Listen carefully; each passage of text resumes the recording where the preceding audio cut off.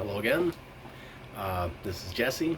Welcome back to part 7 of demonic upbringing. Um, I'm trying to remember where I left off. Let me refer to my notes for one moment here. Oh yeah, I was making some bad choices, and I was living basically a nocturnal lifestyle. And although I had all my needs met, I wasn't getting anywhere. I wasn't getting ahead at all financially. So I was like, I need a roommate. I need someone to help me out with this stuff because I'm not really going anywhere. And during my night shift, on my security site, there were cleaners. They would strip and wax the floors and keep things in tip-top shape that way. And one of these cleaners, as I was walking by, I'd already introduced myself a few times. We're on like a, hey, how's it going? Not bad basis kind of thing. And then something in my head just says, ask him to be your roommate. So I was like, sure, all right. So I went up to him and said, hey man, I need a roommate. You interested? To my surprise, he said, yeah, sure, no problem. So I said, good. So he moved in. Now,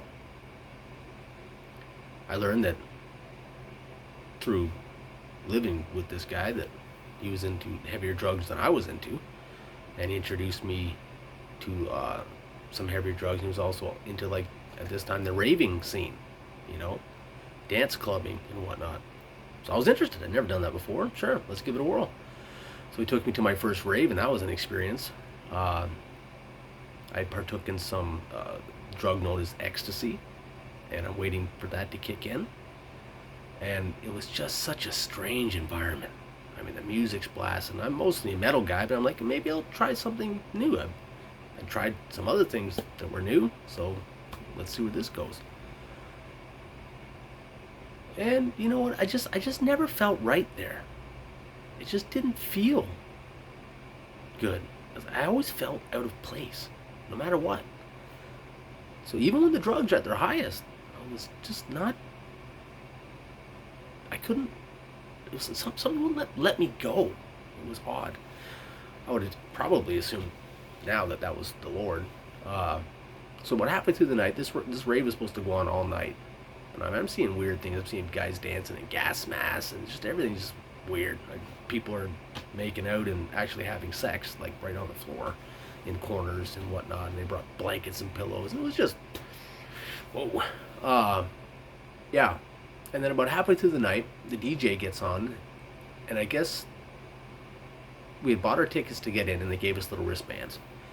And he gets on the mic and he says something along the lines like, "Oh, you mother effers that didn't buy tickets or whatever, get the hell out of here because we're at capacity, and you guys gotta go. If you don't have a ticket, then you gotta go." And it was just really dark. I was just like, whoa. And I was like, well, I've got a wristband. I'm good to go. And it was like, all of a sudden I was surrounded by people that didn't have wristbands, and they were looking at mine like, we want to stay, we're having fun here, and you've got one. I was just like, okay. And then out of nowhere, my roommate grabs me and pulls me aside and says, hey, I've got someplace to go, come on.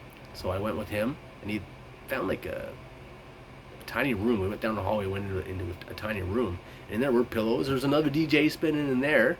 And then they closed the door, and they had some lava lamps going. It was just nice and chill, right? This is a safe room, man. It's all good. And I was like, all right, cool. So I'm just chilling there. I'm right next to the door. And then we hear like boom, boom, boom on the door. All right, all you effers, come on out of there. You gotta go. And I was like, what the heck is that all about? And then boom, boom, boom. It's the cops, open up. I'm like, oh man, I don't want to get busted. I didn't know what I would get busted for. I don't know. But I was freaking out. So internally, of course. And I made a plan. As soon as that door opens, I'm bolting. I'm gone. So they kicked the door in, and I just took off. Ran down the hallway, found my way outside. Again, happened to be in the wintertime, so freezing. I didn't bring my coat for whatever reason. I don't remember why, but I'm out there freezing. I'm like, well, I don't even know where we are because I don't remember how the heck we got there. And my roommate's gone, and I don't know how the heck I'm gonna get home. I'm still tripping, so I'm just like, wow, this isn't good. And then I hear like, hey, we're over here. And I look at there's my roommate in a truck with some dude, right? And there's a bunch of other people in there. I'm like, come on, we're gonna go home. So like, okay. So we get home. Takes us home. I'm still kind of tripping.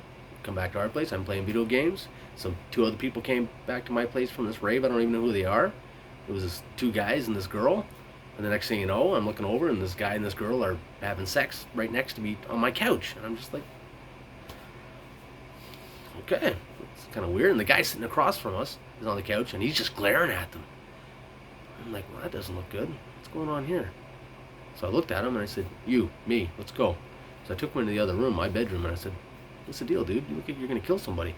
And he's like, you see that girl out there? And I was like, yeah. That's my girlfriend. I was like, the one that's with him? Yeah. And I'm like, dude, no fighting in my place. If you want to fight him, you're going to have to go through me first, kind of thing, you know? So, yeah, not a good idea. He goes, what am I going to do? I said, dude, if she's doing, I said, how long have you dated her?